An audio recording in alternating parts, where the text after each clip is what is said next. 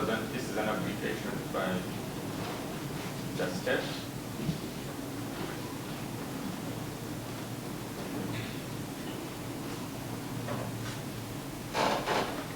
For extraction of the respondent's devices and retention.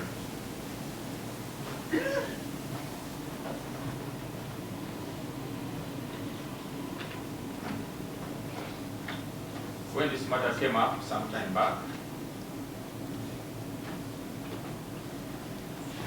the applicant wanted to proceed by the respondents through their counsel, made an application to have the deponent of the applicant's affidavit cross-examined. This is just to bring you to speed. Cross-examined.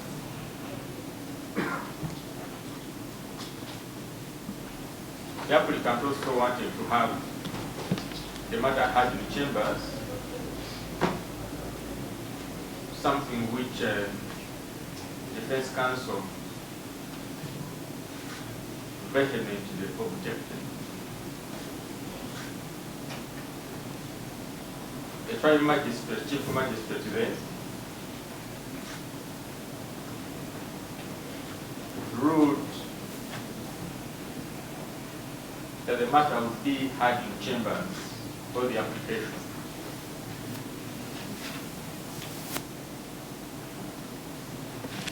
But defense were not contented.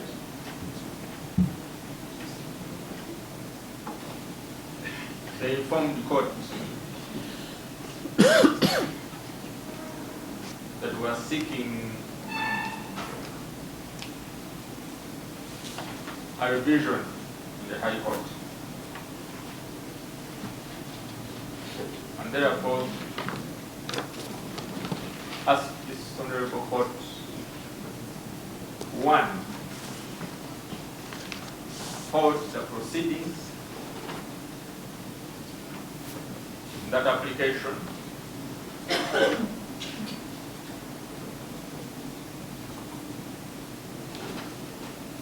forward the file to High Court, and three, avail the record of proceedings.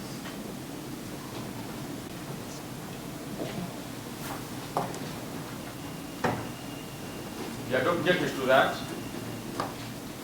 the issue of halting the proceedings, forwarding the application to High Court, and also to avail defense with the record of proceedings, because it is not one, or they are not part of the functions of the trial magistrate handling such an application to do in case the respondent or one of the parties opted for revision. Out of respect and courtesy, the trial magistrate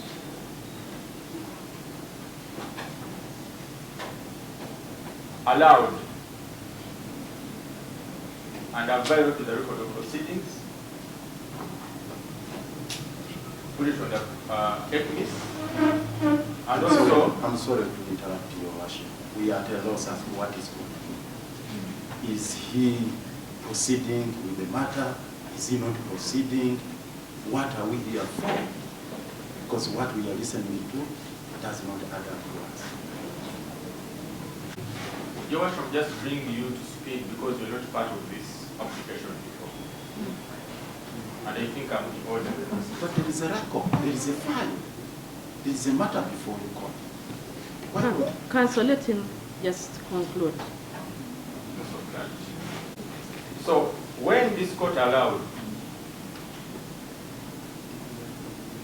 counsel for defense in the necessary judgment intimated that the court that they had filed an application for revision in High Court.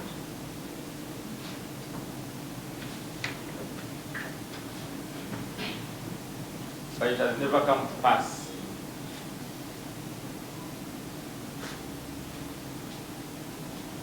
So our prayer today, Your Worship, is that it looks like there is no such application in the High Court. And as such, we pray to have this matter fixed for hearing. We so pray. For the proceedings of today, seeking to proceed, Your Worship, we would like to go on record. And we have a prayer to make. We have received instructions from the respondents, the applicants, Your Worship, to ask you to recuse from this matter.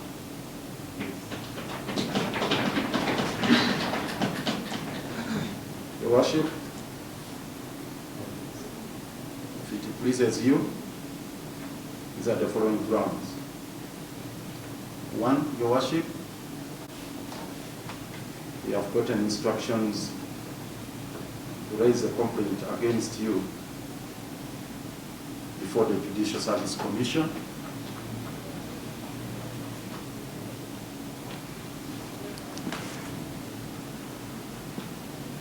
On grounds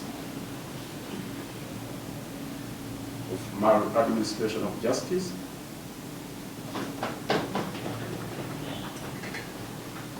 incompetence, and abuse of a judicial oath.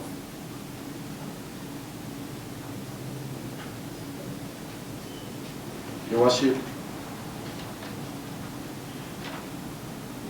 a copy of the complaint which is already filed before the Judicial Service Commission is here for record purposes.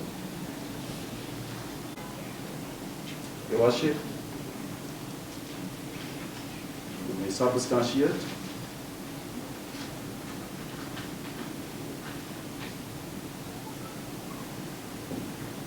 the accused or the respondents in this matter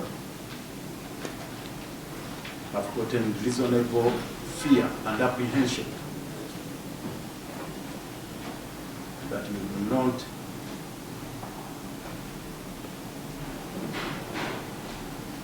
have the requisite competence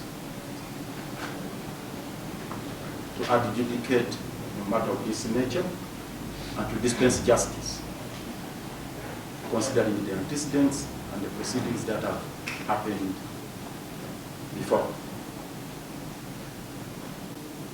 Under Section 168 of the Magistrate's Court Act,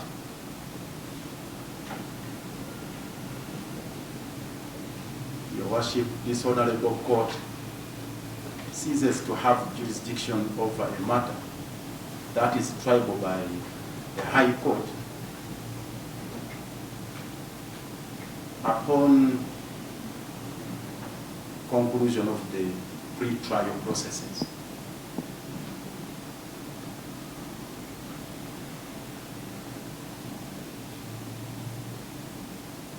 Once the state has summed up its case, prepared the committal papers, and the file is forwarded to the High Court for purposes of trial, this Honorable Court is deemed to have exhausted its jurisdiction and has no residue powers whatsoever to handle any interlocutor application like this court is purporting to do. It's the first of its kind. If I may bring myself into the picture of the proceedings. In my 28-year practice, I have never witnessed such kind of proceedings. And I'm sure many lawyers will attest to this fact, including judicial officers, that after committal proceedings are done, that there can be any other application to be entertained by a chief magistrate whose jurisdiction is restricted to pre-trial processes.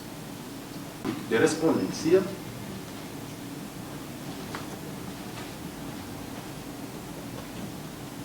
I'm convinced that Your Worship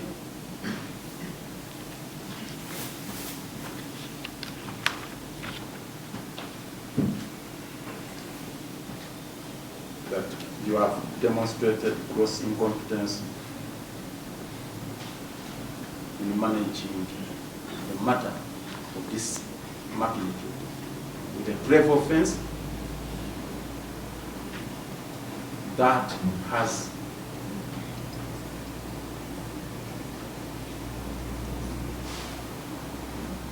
far-reaching implications as far as their lives are concerned, which carries a death sentence, in other words. Is the failure by this honorable court to comply with the dictates of the Constitution under Article 23 and Section 76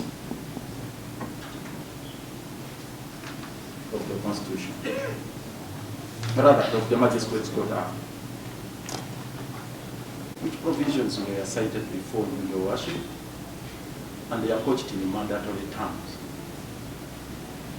That once an accused person has locked 180 days before conduct, they enter the mandatory period. And this honorable court cannot conduct any other business apart from addressing itself to the question of mandatory.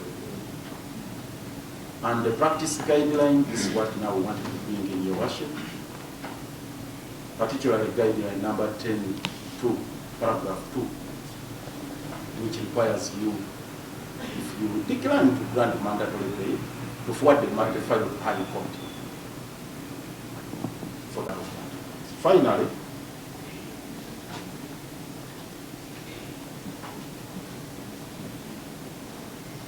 Your Worship, the applicants are relying on the authorities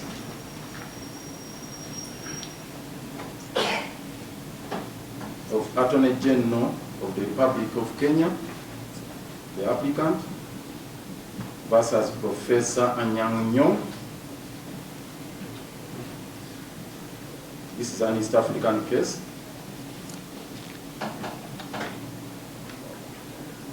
The East African Court of Justice at Arusha, application number 5 of 2000. Your Worship, you did not pronounce yourself on the question of whether the accused persons have spent more than 180 days on remand or not. You have never ruled on that matter. You have never made any ruling. In which case, you will proceed to determine whether they are entitled to mandatory bail or not. If you find that actually you lack the requisite jurisdiction because of the patterned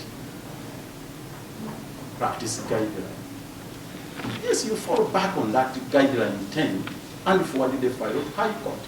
That was never done.